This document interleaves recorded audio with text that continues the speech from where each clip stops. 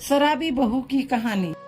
एक समय की बात है, भारत के एक छोटे से गांव में एक परिवार रहता था, जिसमें राजन नाम का एक बुद्धिमान बूढ़ा व्यक्ति, उसका कर्तव्य परायण पुत्र रवि और रवि की पत्नी लीला शामिल थे।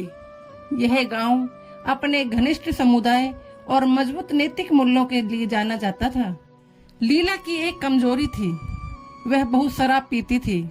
अपने परिवार की दलीलों और चिंताओं के बावजूद उसने शराब पीना जारी रखा, जिससे घर में तनाव पैदा हो गया। राजन अपनी बहू के व्यवहार से बेहद चिंतित थे। उन्होंने इस मुद्दे को एक अनोखे दृष्टिकोण से संबोधित करने का फैसला किया। एक शाम राजन ने अपने आंगन में बरगद के पेड़ के नीचे एक पारिवारिक बैठक बुलाई।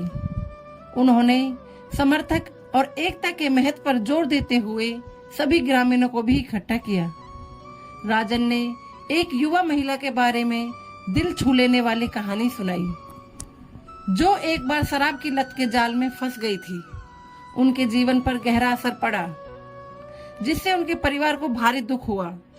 गांव वालों ने ध्यान से सुना। उन्हें एहसास हुआ कि राजन अपनी बहू के बारे में बात कर रहा है। राजन की कहानी का गहरा असर हुआ।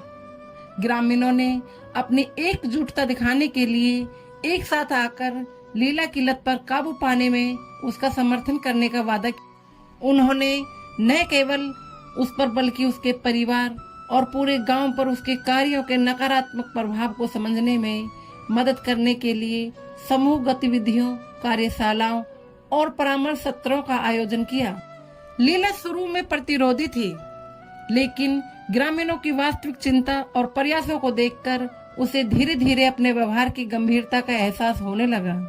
रवि, उनके पति, उनकी पूरी यात्रा में अपना अटूट समर्थन देते हुए उनके साथ खड़े रहे। समय के साथ लीला का नजरिया बदलने लगा। उसके परिवार और समुदाय के सकारात्मक प्रभावों ने उसे अपनी लत से उभरने में मदद की। उसे अपनी पुरानी आदतों को बदलने वाली आकर्षक गतिविधियों में सांत्वना मिली और अपने पति और अपने ससुर के साथ अपने संबंधों को फिर से बनाना शुरू कर दिया। जैसे जैसे महीने बीतते गए, लीला एक जिम्मेदार और देखभाल करने वाली बहू में बदल गई। परिवार और गांव के बीच का बंधन मजबूत हुआ, जिससे सभी को सहानुभूति, एकता और परिवर्तन महत्व सिखाया गया।